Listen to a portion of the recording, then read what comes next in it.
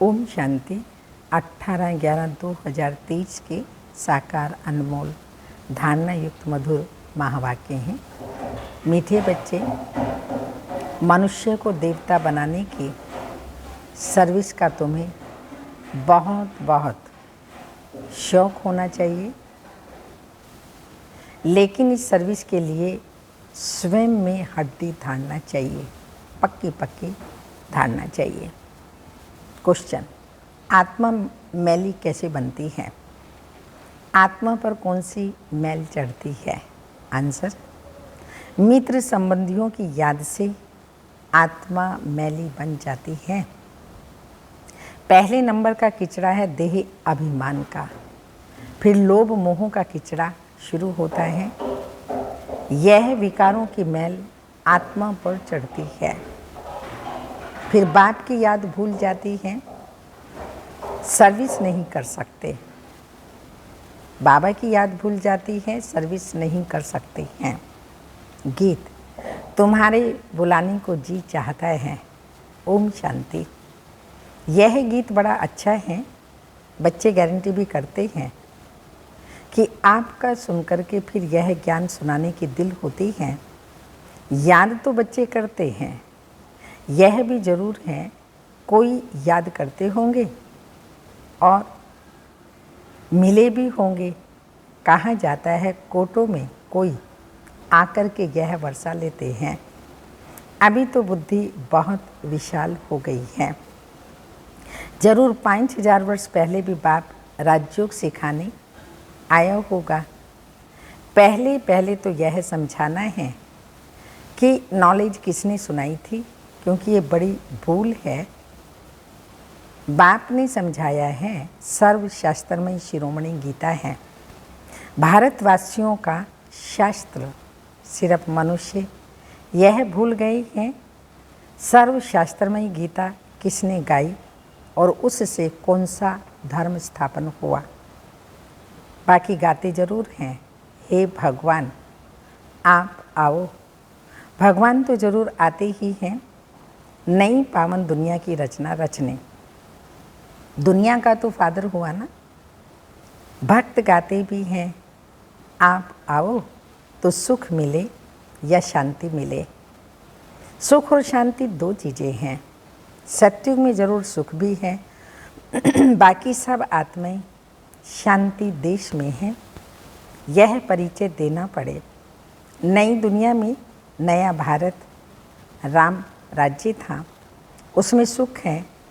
तब तो राम राज्य की महिमा है, उसको राम राज्य कहते हैं। तो इनको रावण राज्य कहना पड़े, क्योंकि यहाँ दुख है वहाँ सुख है। तो बाप आकर के सुख देते हैं।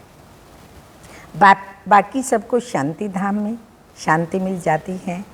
शांति और सुख का दाता तो बाप है ना। यहाँ है अशांति दुख। तो बुद्धि में ये ज्ञान टपकता रहना चाहिए। इसमें अवस्था बड़ी अच्छी चाहिए। ऐसे तो छोटे बच्चों को भी सिखलाया जाता है, परंतु अर्थ तो समझा न सके। तो इसमें हड्डी धारना चाहिए, जो कोई फिर प्रश्न पूछे तो समझा सकें। अवस्था अच्छी चाहिए, नहीं तो कभी देह अभिमान में, कभी क्रोध मोह में गिरते रहते हैं। लिखते भी हैं बाबा, आज हम क्रोध में गिरा, आज हम लोभ में गिरा। अवस्था मजबूत हो जाती है तो गिरने की बात ही नहीं रहती। बहुत शौक रहता है मनुष्य को देवता बनाने की सर्विस करें। गीत भी बड़ा अच्छा है। बाबा आप आएंगे तो हम बहुत सुखी हो जाएंगे। बाप को आना तो जरूर है, नहीं तो पतित सृष्टि को पावन कौन बनाए।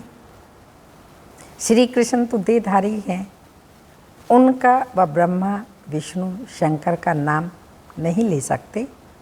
गाते भी हैं पतित पावन आओ। तो उनसे पूछना चाहिए तुमने किसके लिए कहा, कौन है पतित पावन और वह कब आएगा। पतित पावन वह हैं, उनको बुलाते हो तो जरूर यह पतित दुनिया है। पावन दुनिया सत्युग को कहा जाता है। पतित दुनिया को पावन कौन बनाएंगे? गीता में भी है, बरोबर भगवान ने ही राजयोग सिखाया और इन विकारों पर ही जीत पाई। काम महाशत्रु हैं। पूछना पड़ता है कि यह किसने कहा मैं राजयोग सिखलाता हूँ? काम महाशत्रु है, ये किसने कहा कि मैं सर्वव्यापी हूँ? किस शास्त्र में लिखा हुआ है? किस लिए कहा जाता है? ये किसके लिए कहा जाता है? पतित पावन।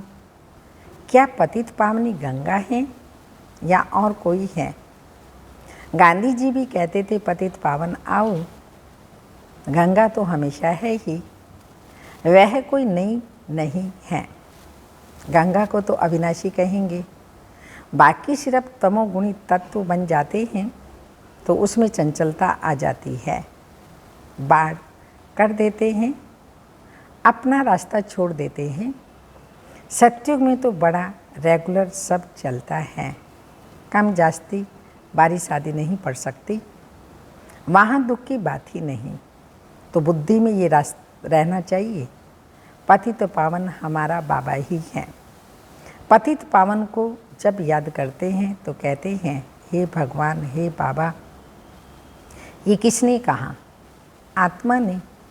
तुम जानते हो पतित पावन शिव बाबा आया हुआ है। निराकार अक्षर जरूर डालने हैं, नहीं तो साकार को मान लेते हैं।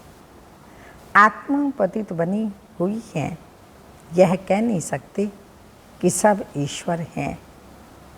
अहम ब्रह्मस्मि या शिव हम कहना बात एक ही है, लेकिन रचना का मालिक तो एक ही रचता है। भल मनुष्य और कोई लंबा चौड़ा अर्थ करेंगे, हमारी बात तो है ही सेकंड के।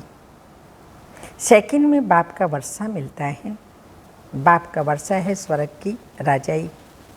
उनको जीवन मुक्ति कहा जाता है।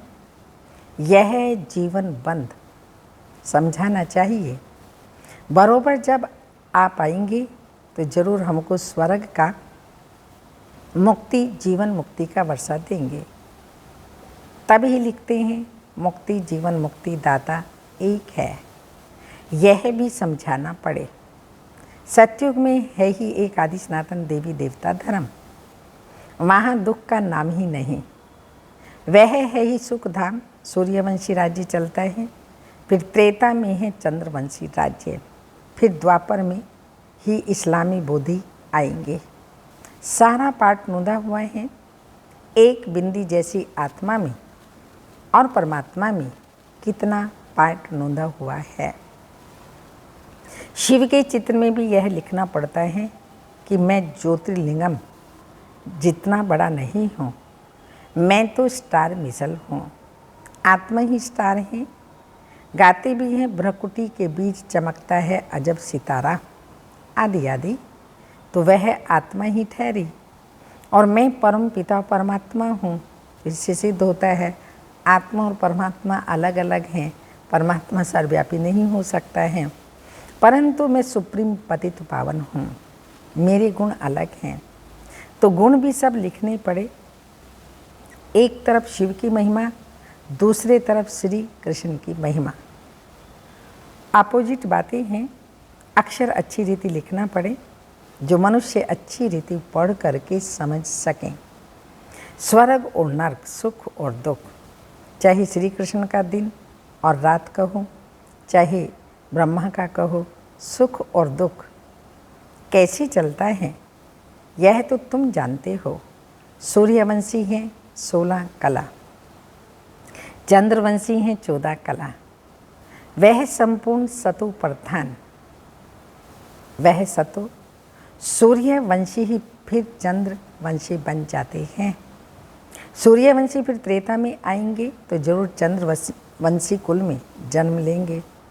भल राजाई पद लेते हैं। ये बातें बुद्धि में अच्छी रीति बिठानी चाहिए। अब जो जितना याद में रहेगा, देही अभिमानी होगा, धारणा होगी, वह सर्विस भी अच्छी करेंगे, स्पष्ट कर किसी को सुनाएंगे। हम ऐसे बैठते हैं, ऐसी धारणा करते हैं, ऐसे समझाते हैं, ऐसे ऐसे विचार सागर मंथन करते हैं औरों को समझाने के लिए। सारा समय विचार सागर मंथन चलता रहेगा। जिनमें ज्ञान नहीं है उनकी बात तो अलग है। धारणा नहीं होगी, धारणा होती है तो सर्विस करनी पड़े। अभी तो सर्विस बहुत बढ़ती जाती है, दिन प्रतिदिन महिमा बढ़ती जाएगी। फिर तुम्हारी प्रदर्शनी में भी कितने आएंगे, कितने चित्र बनाने पड़ेंगे, बहुत बड़ा मंडप बनाना पड़े। यूँ तो इसमें समझाने के लिए एकांत चाहिए।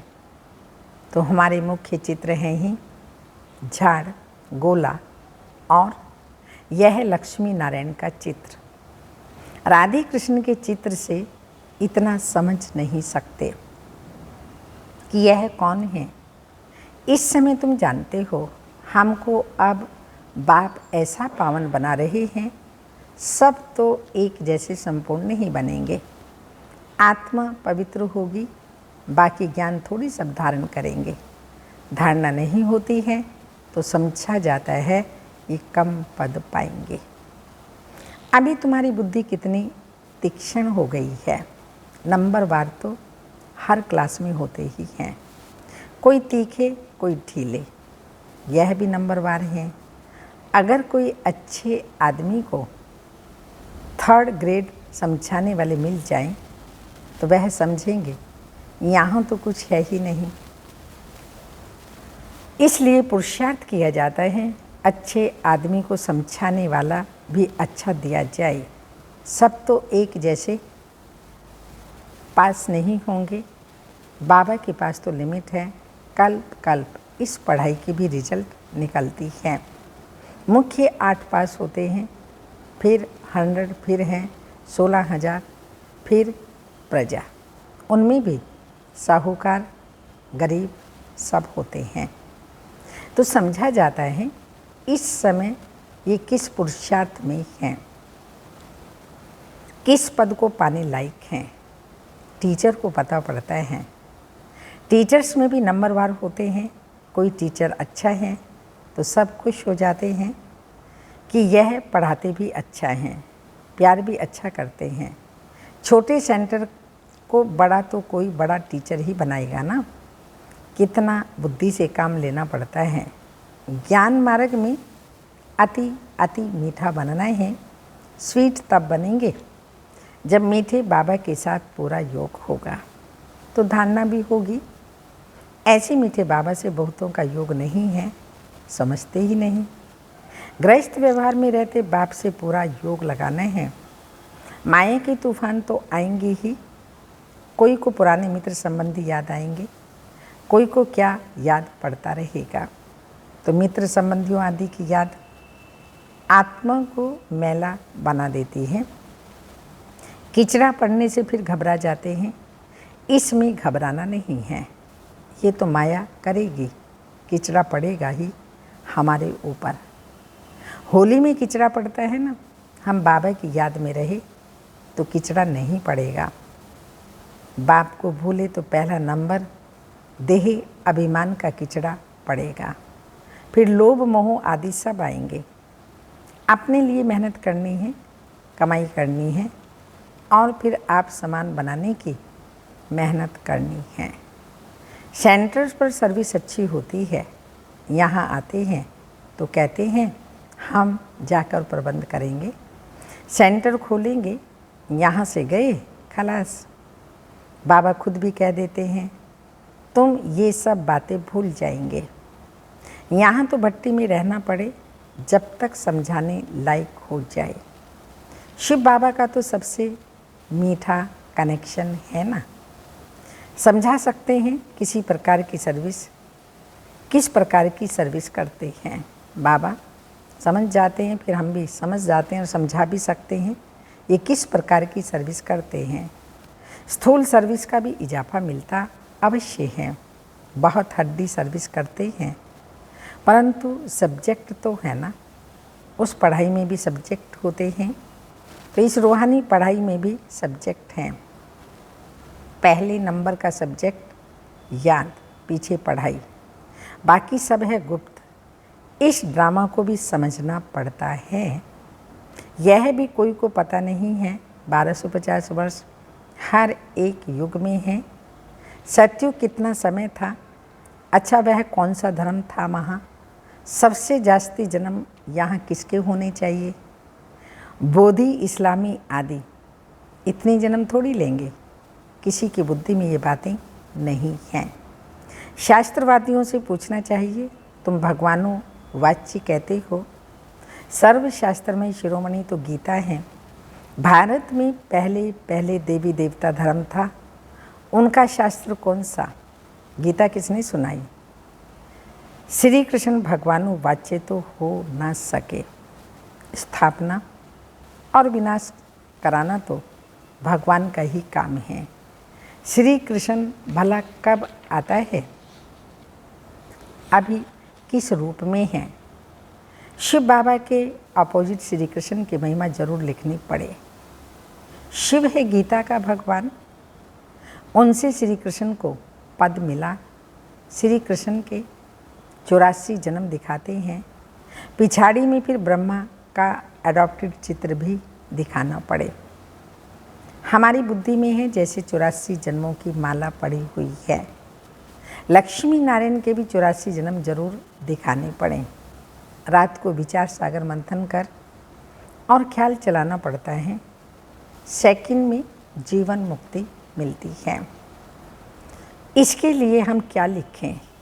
जीवन मुक्ति माना स्वर्ग में जाना। सो तो जब बाप स्वर्ग का रचयिता आए, उनके बच्चे बने, तब स्वर्ग का मालिक बने। सतयुग है पुण्य आत्माओं की दुनिया, ये कलयुग है पाप आत्माओं की दुनिया। यह है निर्विकारी दुनिया। वहाँ माया रावण का राज्य ही नहीं, भल वहाँ यह सारा ज्ञान नहीं रहता, लेकिन हम आत्मा हैं। यह शरीर बूढ़ा हुआ है, इसको अब छोड़ना है। यह ख्यालात तो रहते हैं ना। यहाँ तो आत्मा का भी ज्ञान कोई में नहीं है। बाप से जीवन मुक्ति का वर्षा मिलता है, तो याद भी उनको करना चाहिए ना। तो बाप फरमान करते हैं, मन मना भव। गीता में ये किसने कहा कि मन मना भव? मुझे याद करो और विष्णुपुरी को याद करो। ये कौन कह सकता है? श्री कृष्ण को तो पतित पावन कह ना सके। 84 जन्मों का राज भी कोई थोड़ी जानते हैं। तो तुम्हें सबको समझाना चाहिए। तुम इन बातों को समझकर अपना और सबका कल्याण करो, तो तुम्हारा मान बहुत होगा। निडर हो, जहाँ तहाँ फिरते रहो। तुम हो बहुत गुप्त। भल ड्रेस बदलकर सर्विस करो, चित्र सदैव पास में हो। समझाने के लिए चित्र साथ में पास में होना चाहिए। अच्छा, मीठे मीठे सिक्के लदे बच्चों प्रति माता पिता बाप दादा का याद प्यार। Good morning, diamond morning. रूहानी बाप की रूहानी बच्चों को नमस्ते। हम रूहानी बच्चों की रूहानी माता पिता बाप दादा को याद प्यार। Good morning, diamond morning. Om namaste. धारणा के लिए मुख्य सार हैं। मीठे बाप से पूरा योग लगाकर अति मीठा और देही अभिमानी बनना है। विचार सागर मंथन कर पहले स्वयं धारणा करनी है, फिर दूसरों को समझाना है। सेकंड पॉइंट, अपनी अवस्था मजबूत बनानी है, निडर बनना है। मनुष्य को देवता बनाने की सर्विस का शौक रखना है। वरदान, सदा खुशी की खुराक खाने और खिलाने वाले खुशहाल खुश नसीब भव। आप बच्चों के पास सच्चा अविनाशी धन है, इसलिए सबसे साहूकार आप हो। चाहे सूखी रोटी भी खाते हो, लेकिन खुशी की खुराक उस सूखी रोटी में भरी हुई है, उसके आगे कोई खुराक नहीं। सबसे अच्छी खुराक खाने वाले, सुख की रोटी खाने वाले आप हो। इसलिए सदा खुशहाल हो तो ऐसे खुशहाल रहो जो और भी देख कर के खुशहाल हो जाएं, तब कहेंगे खुश नसीब आत्माएं। स्लोगन, नॉलेजफुल वह है जिसका एक भी संकल्प व बोल व्यर्थ ना जाए। नॉलेजफुल वह है जिसका एक भी संकल्प व बोल व्यर्थ ना जाए। अव्यक्त इशारा, समस्याओं के वशीभूत कमज़ोर आत्मा को शक्ति और गुणों का सहयोग दो, असमर्थ को समर्थी दो, तो उनकी दुआएं आपके लिए लिफ्ट बन जाएगी। आप पुरुषार्थ की मेहनत की बजाय संगम की प्रारब्ध का अनुभव करो। दुआएं लेना सीखो और सिखाओ। प्रसन्न रहना और प्रसन्न करना, यह है दुआएं लेना और दुआएं देना। ये दुआएं सहज ही माया जीत बना देंगी। ओम शांति।